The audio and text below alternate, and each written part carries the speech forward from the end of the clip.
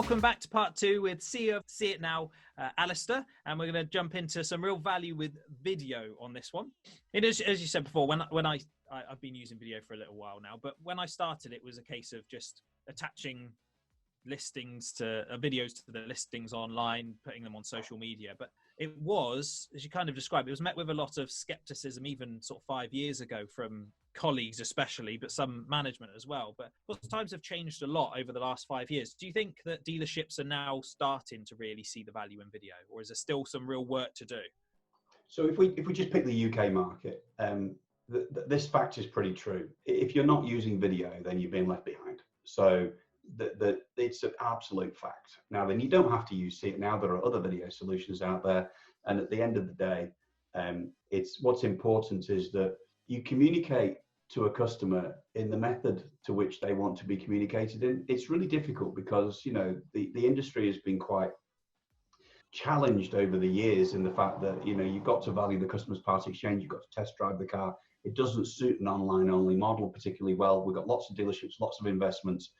And, you know, we're a big employer in the UK, as we've recently found out. So it's important that we offer customers an ability to communicate, visit, be it virtually, be it, you know, physically, in the way to which they want to trade. And I think that's going to be even more important as customers find a way to, you know, reach into showrooms, buy new and used vehicles. And I think that outside of the UK, we've seen some slight differences. So we go to Germany and Northern Europe, those markets, certainly the after sales departments have never closed. You know, they've stayed open.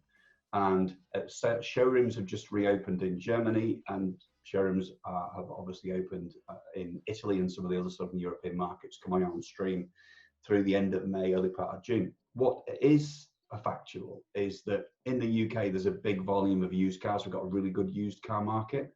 And I think that's been something that has definitely kept the world alive in terms of automotive retailers here. Whereas in Europe, they don't have big used car volumes, and therefore they're more reliant upon new vehicle sales. And certainly in the couple of weeks that Italy's been open, there've been more challenges selling new cars than have been selling used. So what's going to be really interesting over the next few weeks is how the new car market opens up in the UK. And I think manufacturers there's going to be some interesting offers on the table, some interesting deals out there. Customers on PCPs have had payment holidays, and I know for a fact that there'll be incentives from those manufacturers to bring customers into new product, and maybe not necessarily having to visit the showroom, but as I've said already, virtual appointments and virtual handovers definitely are the two biggest use cases for our live video platform right now. And we've also got, we're bringing out desktop sharing. So just what we're doing here now, you know, I could share my desktop with you. I could show you a PowerPoint. I could show you a website. We've got the ability there for dealership staff to start configuring vehicles. Should we say configuring vehicles rather than configurating? And then also finance applications. So you can take customer through a finance proposal, all from the comfort of their own home, whilst we're talking on video like this and sharing a screen. So we see things like that being helpful in terms of bridging the gap between digital and physical, because I think that we've got to be more fluid. We can't just accept that a customer will do the next thing the way we want them to do it. We're going to have to fall into line.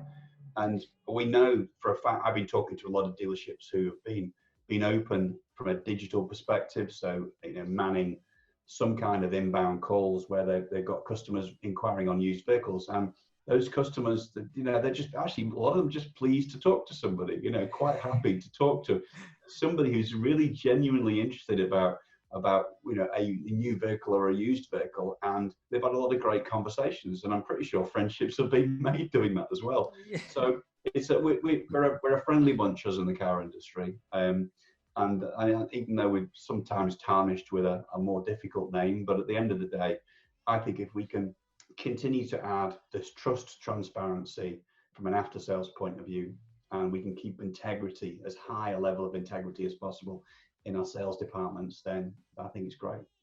That's one thing I loved about CitNOW. I mean, I never got to, in the sales capacity in any of the dealerships I was in, sadly, use it.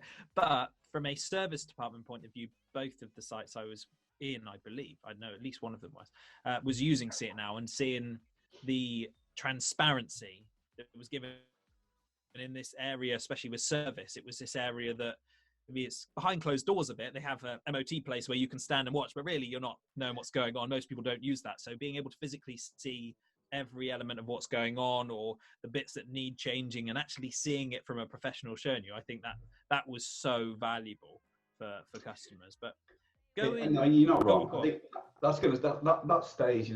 Nearly 70% last 65 to 70% of our video volume is after sales, and it's we've got a lot of retailers doing literally thousands of videos a month, and because of the way that our subscription model works, you've an unlimited number of videos and an unlimited number of users, so it doesn't make a difference to us whether you do 5 videos a month or 1,000. So making the most of it is what most people do. Yeah, use the opportunity.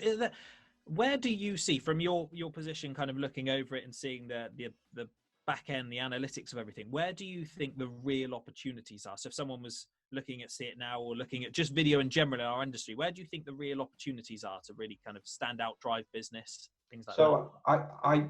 So if you'd have asked me before COVID, I'd have said the biggest change that a retailer could make was on appointment turn-up rates, because sending a video to a customer you booked an appointment with, actually, if you do the video, most of them turn up.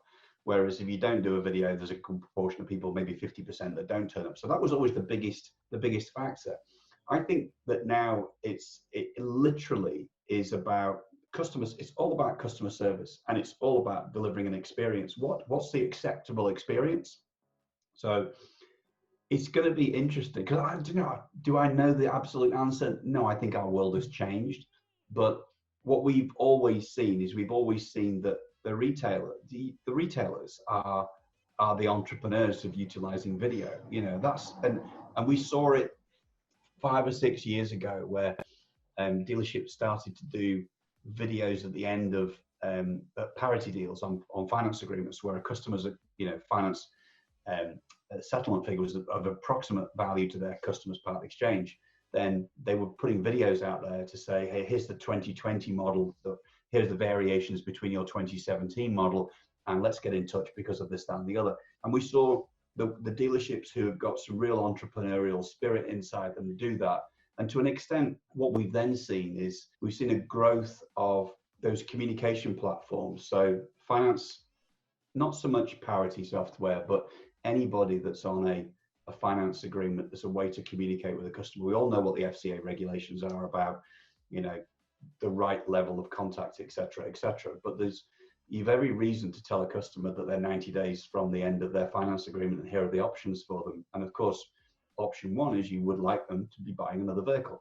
So if you can signpost a way for them to interact with the dealership, find out the information they want, come up with a price for, how much more a month am I going to have to pay, or can I get a payment, can it come down?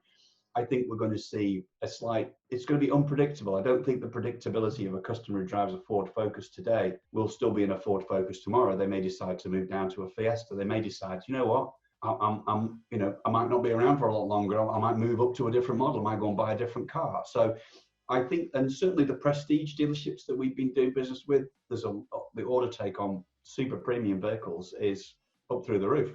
Wow. People have made a decision, a life decision about doing things. That's definitely changing. So, and we've heard everyone, every corner of the market saying that used vans, entrepreneurial people taking advantage of getting involved in the last mile for Amazon, lots more people getting involved in delivery services for Amazon, but also the used vehicle market. £5,000 to £10,000 used vehicles are probably a bit of a premium right now, I would have thought, because people maybe don't want to take public transport, need to go and buy a car. So I think there's a lot of change coming in the industry, and what we have to do as suppliers, automotive retailers, is to work out the options that we can offer our customers and help them, guide them, lead them down the path, make sure that the training is available. And more importantly, you're right about analytics. I think it'll be quite clear that we can show some of the data to demonstrate why something works. And because we get quite instant feedback, we've got our customer rating service where, people can rate out of 5 and then put some words alongside it as to what they experienced. About 10% of our customers, we get about 100,000 ratings a month come back to us, and all go straight back to the dealership. And those ratings, I think, are going to be quite interesting. and people should definitely be watching out for those and seeing what customers are saying about the services that they're offering, because relationships will be won and lost based upon your ability to deliver what effectively is the new experience. Yeah, that kind of almost trust pilot side of the reviews of your dealership now online, they were important, and it can change people's minds. But because it was so much more, you'd walk into a dealership and experience it. Now, if it's very much digital and online, I mean, they're going to play a big part from every aspect.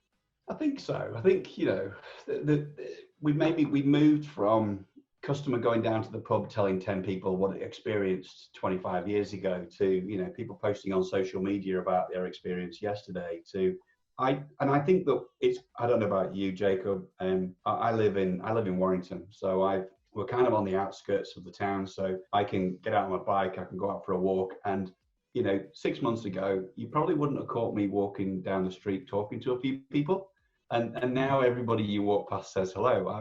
I can't say I've had more conversation with my neighbour. I've been living here for 9 years.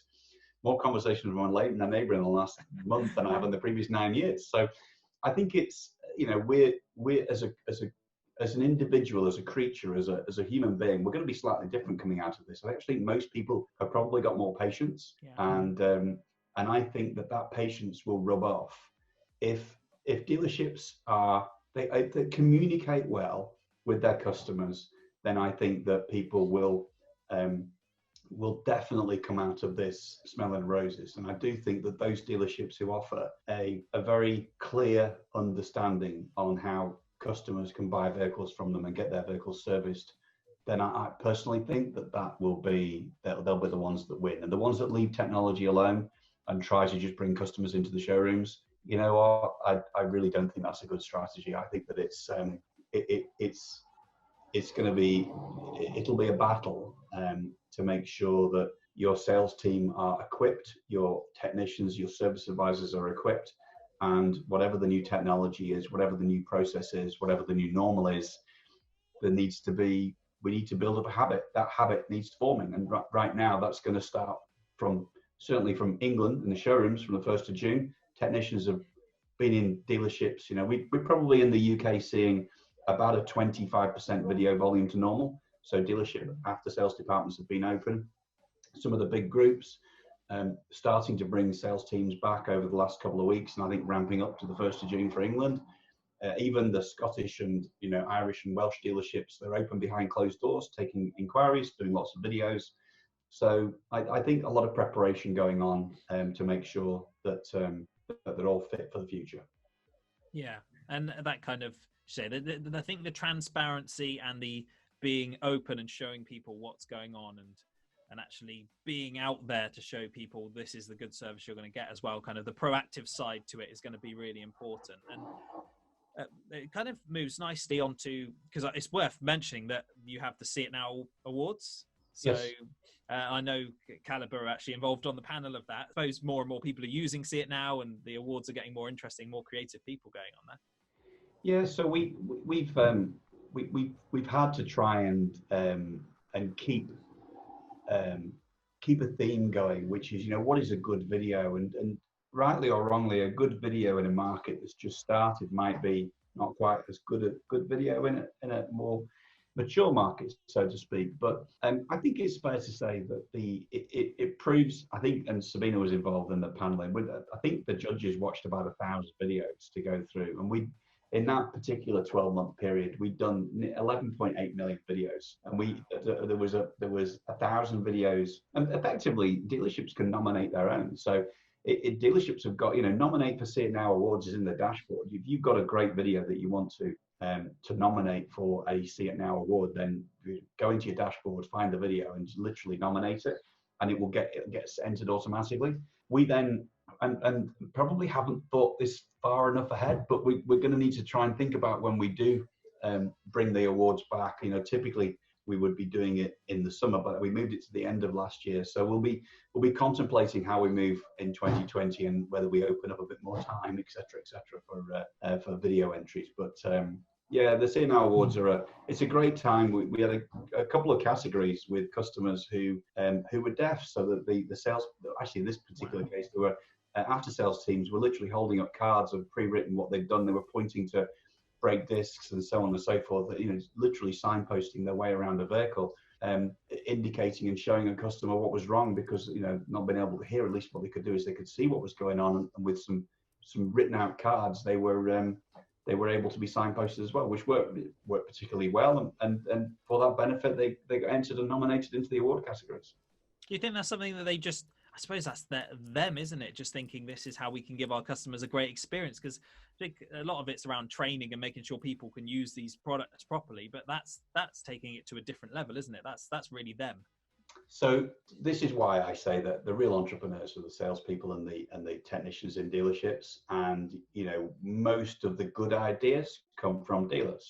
We can come up with a few. We use video ourselves, but at the end of the day, practical reasons for utilizing video are the things that people get hold of. And I've always said this in a dealership, and having been in automotive retail for nearly 20 years myself, if you put a piece of software in or a new process in that isn't stupidly simple, it doesn't work. It's got to be simple. It's got to be value add for both parties. If the person doing something doesn't get enough value out of it, it's a real strain. So the good thing with video is the rewards are quite fruitful, and all we really need is people to contemplate doing a video instead of an email, or instead of a phone call, or instead of a text message or a live chat. And sometimes it's about switching out one of those for a different method of communication. And whilst video won't be right for everything, it's fair to say that there's been a growing number of use cases for it. And I'm always open to new and innovative ideas. And there's, we've seen comedy sketches, we've seen people singing. Actually, 2 years ago, one of the CitNOW awards was a customer collecting their vehicle, and it was one of the finalists of one of the talent shows, should we say, I'm not naming any names, who came along and sang in the dealership picking his car up. So it was, honestly, there's some interesting times. So some clever people out there using it properly. Yeah, really taking advantage of it. I mean, yeah. I'm fortunate now. I've kind of moved from the dealership setting, and now I'm getting to train people in these skills, which is super exciting for me because it's what I love to do with video. So getting people to feel confident and comfortable on camera, I think, is a really important area, because it will really help them optimize the opportunity. I think it's an overlooked thing often, is kind of go and point and shoot and make this video, but really feeling comfortable, confident to get yourself across. But what do you think are the key things that salespeople really need to think about in creating that good video that's going to have an impact? So I always tell the same story, Jacob, so forgive me just this indulgence. I say that people can't jump on a bike on day one and enter the Tour de France the next day, okay? So the most important thing here is that you learn at your own pace. How to do a video is the simplest thing. Everybody's got, point and click. It's not very difficult. Why you do a video is slightly different. And then it's the various levels of enthusiasm that you put out there, because it's infectious. If I smile, the chances are somebody else smiles. And it's really quite a weird environment, because, and a bit like my story about the car salesman with the David Attenborough story, you can see salespeople's attitude and personality through a video. And that's why they're addictive, and customers love that. And if you don't get me wrong, you don't need a face for movies in this job. You don't. You can have a face for radio and it still works, okay?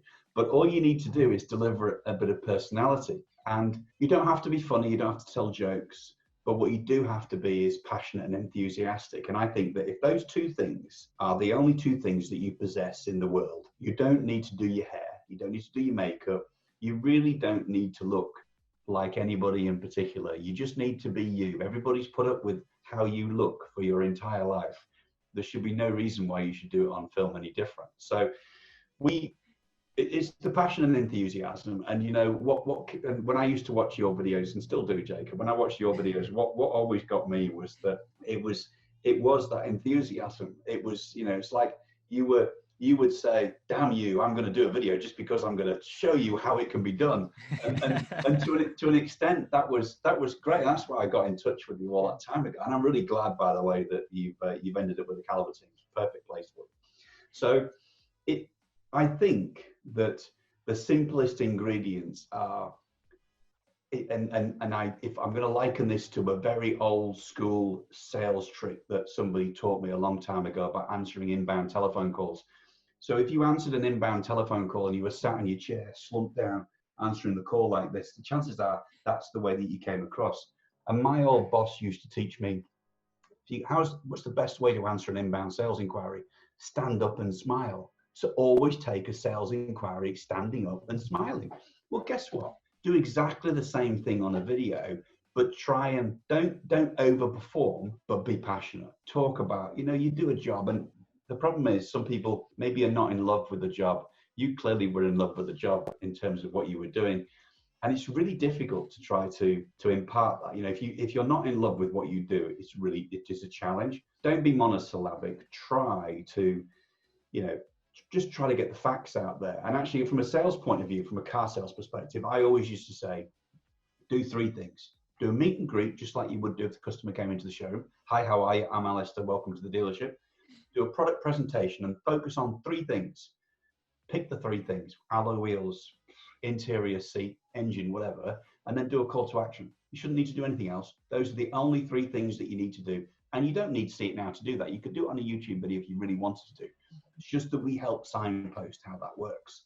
So that's all you need. Honestly, the toolkit for success is that. And if people can do that and do that consistently, then they'll succeed. It's as simple as that. I love that.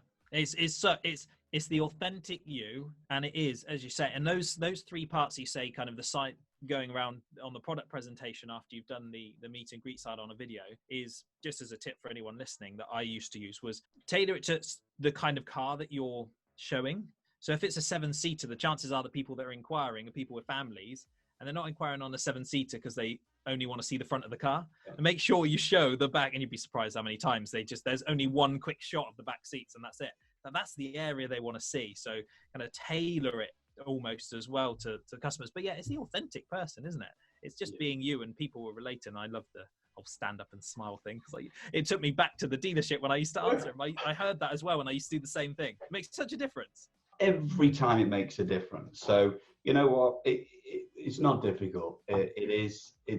We're in this world to deliver a service to the people that pay our bills, and at the end of the day, if you can do it in a compelling way and keep people smiling and do your job and be conscientious with integrity, then I think it works. So.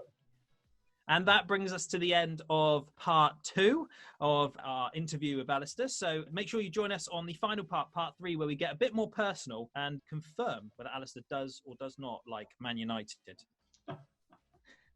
I'm not going to drop that, by the way. Went